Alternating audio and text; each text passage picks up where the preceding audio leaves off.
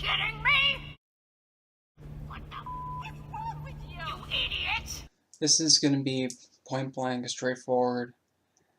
If you're wanting to work with the Norse goddess Hel, she is my matron goddess as well. Well, right off the bat, you have to understand this. She's not for everybody. She's not. And not just because of her appearance. It's because she is cutthroat blunt. She doesn't care if she hurts your feelings.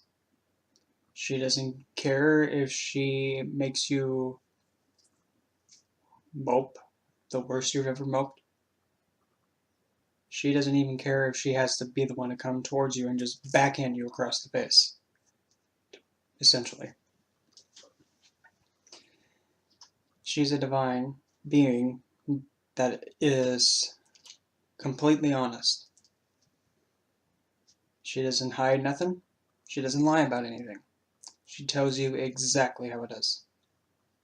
There's a difference between telling something to not hurt someone's feelings and telling someone something that they have to hear to make them live better, improve, and increase their quality of life. Sometimes you have to crush someone. It is what it is. And life is not meant to be all sunshine and rainbows all the time. That's not it. In life, you have to face the reality that you're going to have opposition. You're going to have people coming after you, knocking you over, trying to degrade you, trying to mock you, trying to tear you down. But overall, if you're tough enough, and if you can understand, wow, somebody has a problem over there because they keep coming towards me in a negative way, trying to bring me down. I don't think I have a problem. That's one of the things she teaches. And she's strict about. You are who you are, and nobody else has to like it but you. That's it. If somebody gives their opinion, if it means something to you, whatever. But the minute that someone starts knocking you down, degrading you, why even waste your breath on that? A way that she even put it before towards me is, if you're going to try and interact and converse with an idiot, let me just take your head and just smack it against the wall for you. Even though that was a figure of speech, it makes sense. Trying to reason with an idiot will get you nowhere. So you might as well just keep hitting your head against the wall. Because it's pretty much the same thing, a waste of time. And it's only going to hurt you in the end. But if you're deciding to go towards Hel, the first thing is you have to understand who she is, her history, and how she's documented in the Norse belief system. And it's more respectful to have an understanding of who she is, what she represents, her character, and how she's known in the mythology before just walking up to her and say, "Hey, will you work with me?" Who are you, kid? Why would I even want anything to do with you? You're annoying. Even though she'll say that to you anyway. Because she is a divine that doesn't put up with BS. She doesn't put up with stuff that's half effort. She tells you if you're doing no effort. She'll tell you how horrible a job you did on something.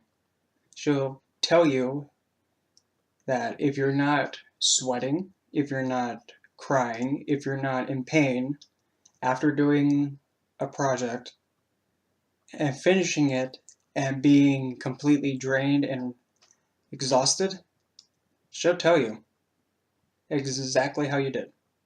She'll say, not bad, kid. Or, really, dude? Do it again. Not in the mindset that you think. but we'll get into that in the next segment. This one I'm going to go about her history.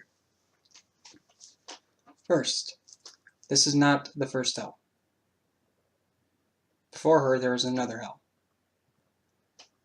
And that hell, I like to consider her as the hell that was ruling at the time before the Pros Eta came, and during the period of the pagan and the heathen belief system with the original Norsemen. Because the hell then is completely different than this one. There isn't much really known about the previous hell. All that we know is that when it came time for her to retire, and she passed, somebody had to take control of the dead, because when she passed, all the dead were able to run loose and wander the 9 worlds, aimlessly, intentionally, and somebody had to take on the responsibility and keep them together and prevent them from wandering, getting lost, causing havoc, and whatnot. Although right now I cannot think of the assistant's name of the original hell. What he did, he took the responsibility temporarily, trying to hold things together, while the ones in Asgard were trying to figure out who's going to take on this responsibility. Not only that, who's going to be able to do it. Because looking after the passed on and the dead is a responsibility. And it's an expectation that has to be done. It has to be. Elsewhere, Loki and Angrboda had 3 children. First being Fenrir, next being Jormungandr, the Great Serpent, and then Hel. And Hel is known by many names. There's Hel, there's Hela, there's Haljo, Dark Lady, Shrouded One, and so many other names. But when she was born,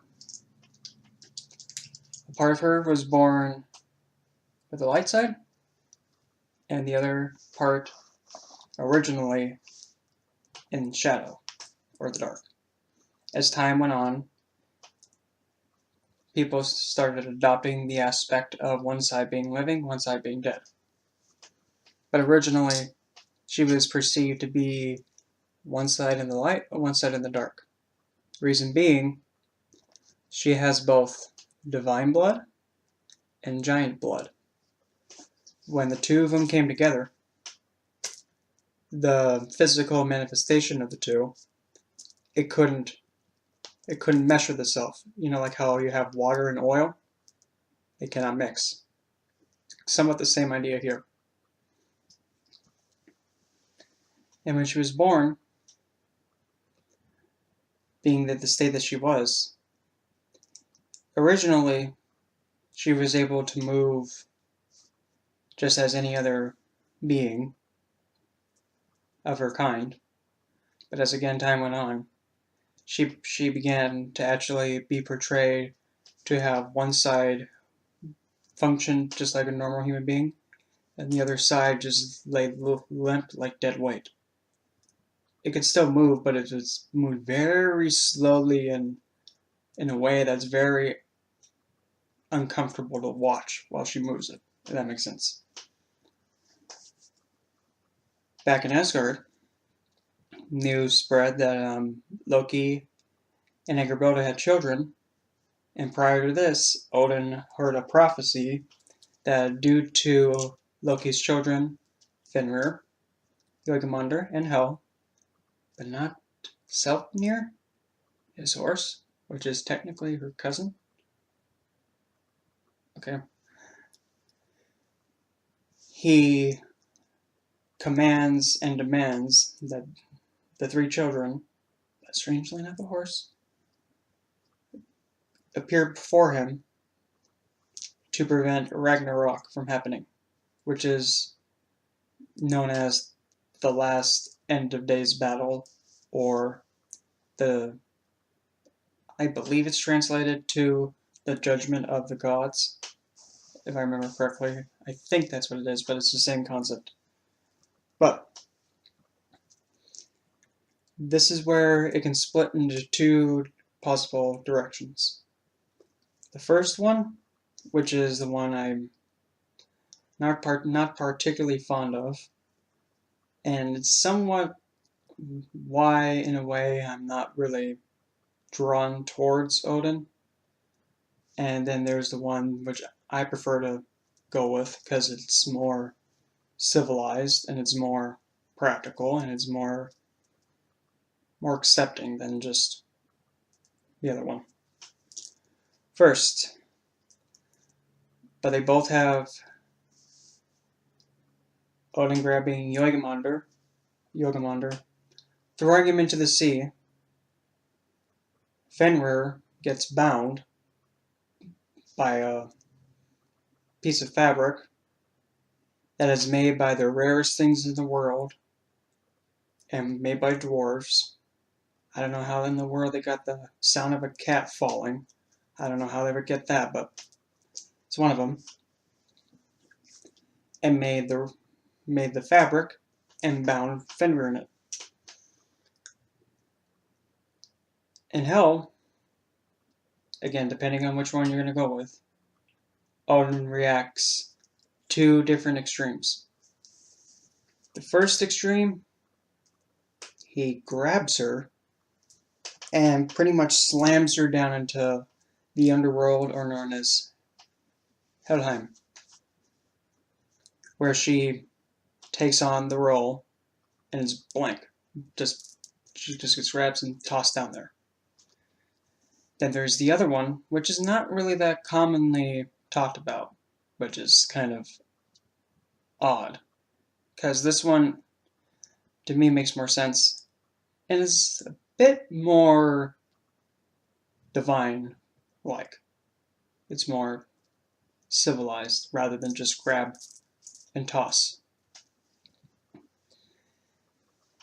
When Odin approached Hel, she was head down, hiding her face and hiding herself. Odin came to her and said, "Look at me, child." She looks up, and while looking at him, he sees that one side of her is in the light and the other side's in the dark.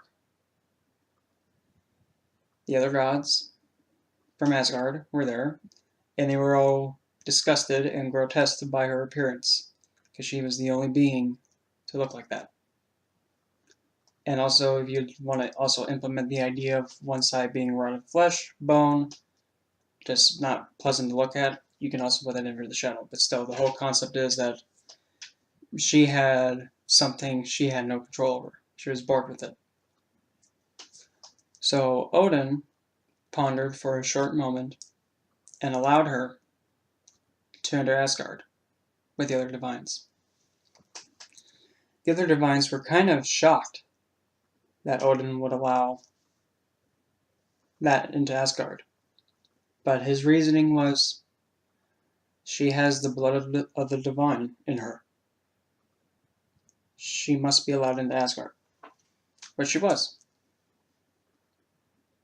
Now, Hel was not approached by anybody.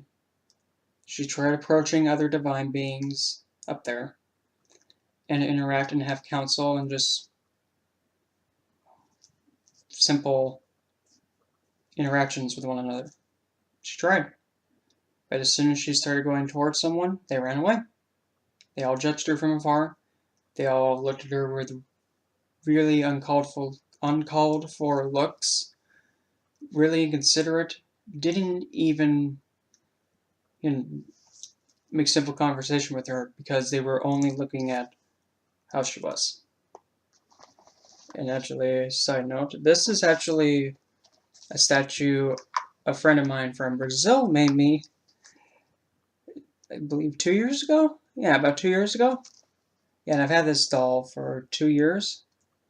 And the minute that I actually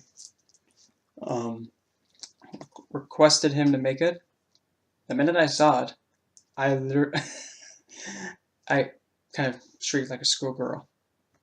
And funny enough, after he mailed it to me, her arm here, it is missing the hand. And I took a picture of it, and I was so happy about it. Then he realized that the hand was gone, and then he was all worried and upset that I wouldn't want it. But in reality, part of the lesson, again, that she teaches is that you are who you are.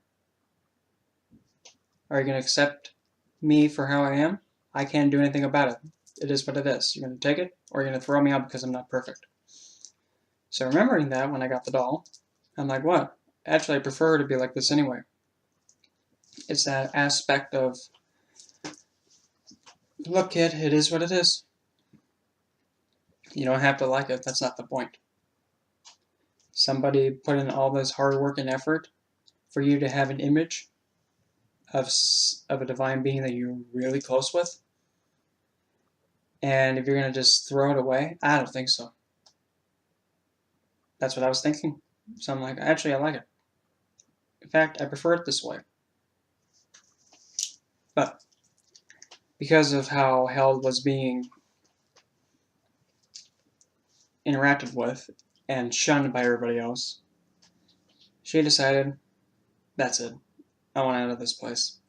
So she goes to Odin and tells him, "Oh, Father, I hate it here.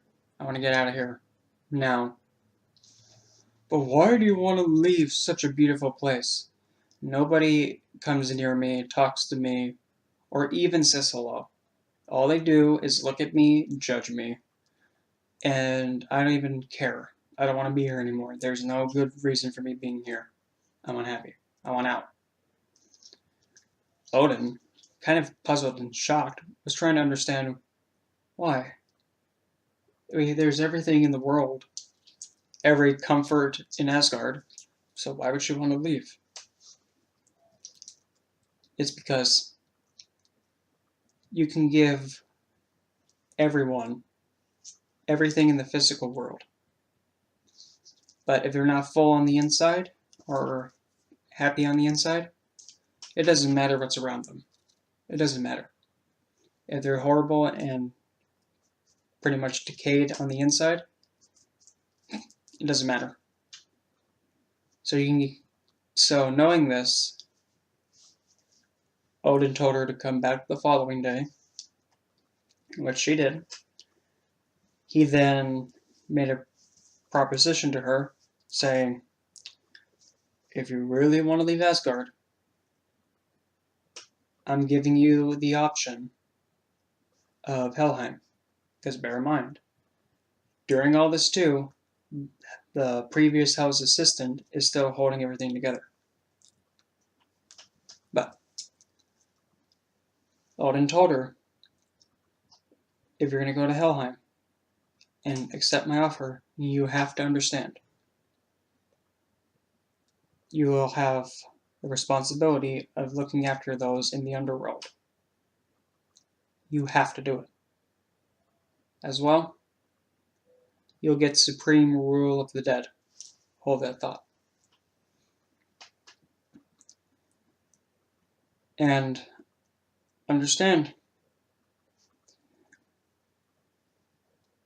you have full control of the dead. But once you're given this, you have the responsibility. And Hell, looking at him and understanding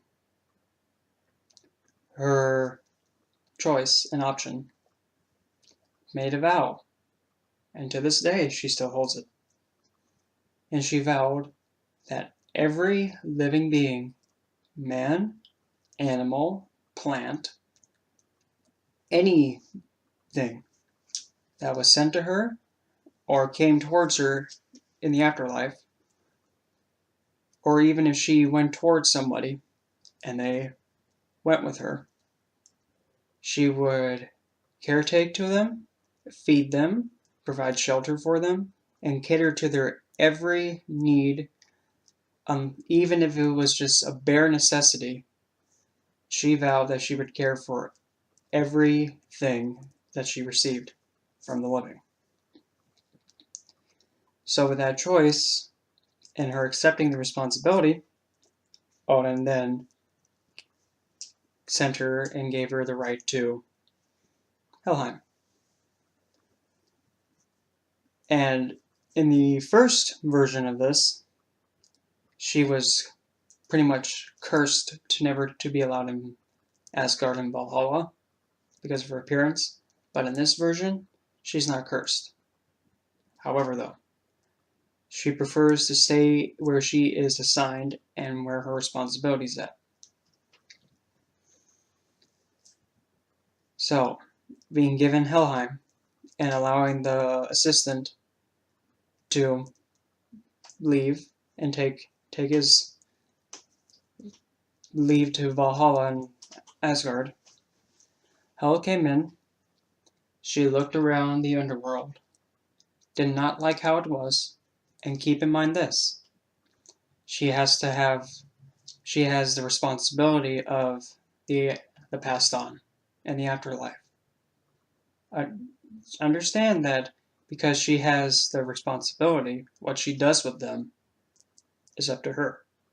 This is key, and this is something you have to understand. If she wanted to, everything that came towards her, she could just use it as a punching bag and just beat the living out of it and just torment it. She can. She's given that supreme rule of the dead. She can do whatever she deems fit with them. But she made that vow to caretake. As soon as she entered, she gathered up all the passed on that were there and rallied them to build a manor, castle, orchard, and pretty much caretake to the underworld to make it somewhat like a second Earth, but a little bit darker like Dustine. And after a long period of effort and work, she made an environment that was like a giant soup kitchen where all the passed on got fed, all the passed on could interact with one another, all the passed on could just pretty much live as if they were on Earth again. And the whole time into this day, she does not stop moving and caretaking to everyone she has. She does not stop. And despite her being how she is, one side in light, one side in shadow, or to make it more fitting, one side living, one side dead, and like how I said earlier, one side functions just normally, the other is dead weight. So you have to imagine her moving around, caretaking to everybody, and just being always on the move while still having that dead weight.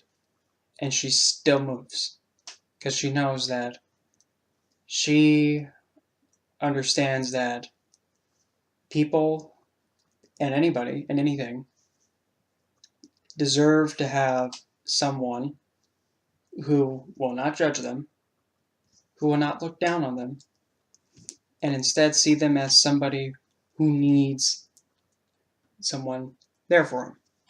She doesn't care about someone's mistakes.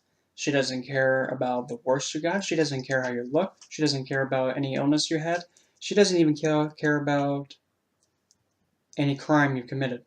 In fact, the type of people she favors are the ones that are unwanted, mentally ill, primarily, those who have amputated limbs, the elderly, those who are just not welcome in society.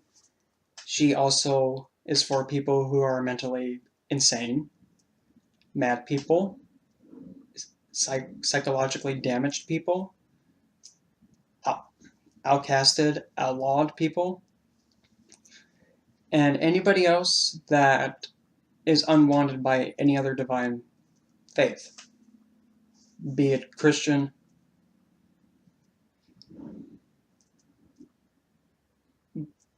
there's just so many other religions and I can't even really think of it, but the whole concept and the idea is pretty much to have it be about if somebody passes away and nobody claims them, she claims them. Because when someone passes, she is the first to respond. Point blank. She responds first. And until they get claimed, or their spirit guide, or whichever faith they believe in, when that representation of that faith comes in for him and says, I'm here for him, she stands by that person and does not move. And she fends off everything and anything trying to get a hold of that passed on person or being.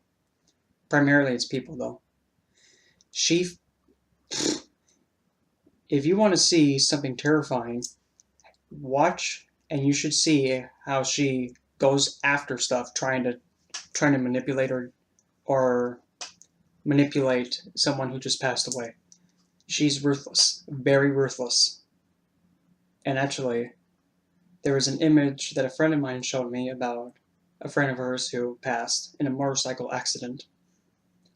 And in the picture, you can see a figure that's half revealed and half darkened a little by a fence, holding back these monster-like beings, kind of exactly like how I'm right now.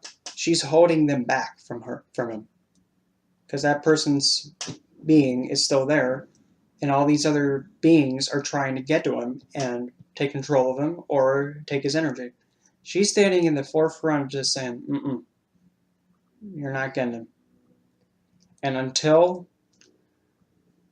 he gets claimed, I don't know what his faith was or anything like that, she stands there and holds him back and doesn't stop until either someone claims him or she accepts the fact that nobody's going to claim him, so she takes him.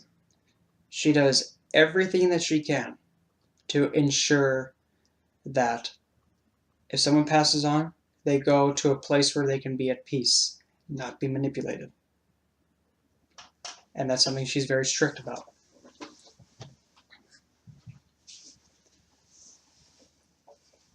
As well, like what I said earlier, she has supreme rule of the dead, bestowed by Odin.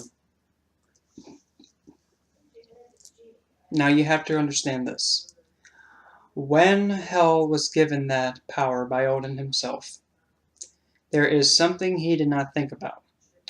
When you bestow supreme rule and authority over the dead, that includes, of course, the people that she gets, the elderly, the outcasted, the ones that didn't die in battle. She also has the power to say this. So say if a Valkyrie is going for a warrior who died in battle, if she wanted to, she could just come in and say, drop him. And they would have to drop him because she has that supreme rule and authority over the dead. She can, because the soldier's dead. She can just look at the Valkyrie and say, down. And they would have to release him. But she's not like that. Unless, whatever reason she deems fit to do that, she can do that if she deems it fit. Because she has that authority bestowed by Odin as well.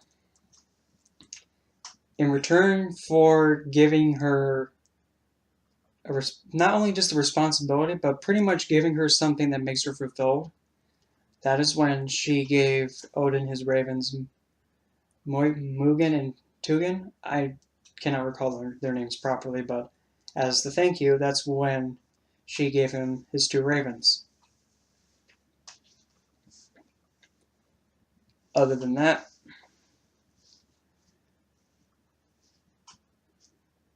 in a kind of a brief summary, Hel is a divine being who does not put up with BS, but also is the most devoted, committed, and most honest divine being you're going to ever interact with. Understand this though. Being devoted, committed, and always being there for you doesn't mean nice. It doesn't mean that she's going to be there to sugarcoat you. Instead, it means she's going to be there for you, help your life get better, improve how you're standing, and motivate you in a very harsh, blunt way into making sure that you're fulfilling your life to the fullest. And she doesn't put up with work that is meh about. She doesn't tolerate you not doing what you're supposed to be doing because she knows. She knows exactly what you're wanting, where you're wanting to go towards, and how you're going to be the most fulfilled. She already knows. And if you're not going towards that, she will literally make you go deaf. Literally. She doesn't mess around. She doesn't like BS. That's the key thing you have to understand.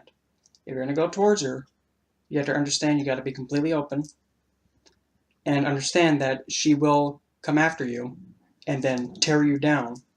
Not to be cruel, not to do this to be inconsiderate, but to make sure that you're improving for the best and improving that you're going to be at your best self once you're finished working with her. So, this is like the first part of Hell's working with her. So, next part of this series, I'm going to try and go into like her corresponding attributes, such as an example like what gemstones she can relate to, planetary plants, how she interacts with other divine beings, gods, and such forth. And after that, we'll see what comes up next. But pretty much, I just wanted to give like a somewhat of a brief history, so that way you understand. Okay, this is a death goddess. She's blunt. She doesn't care if she hurts my feelings. She tells it how it is, and it is what it is. And I have to make sure that I'm on my A game all the time. Otherwise, I'm not going to be able to hear her ever again. So, I hope this is going to be something that you're going to take seriously, because if you don't take this seriously, she will go after you and say, "Really, kid? You think it's going to be cute to waste my time? Okay, well." Except by the time you realize you got hit, you're already halfway across the room because she's that quick. But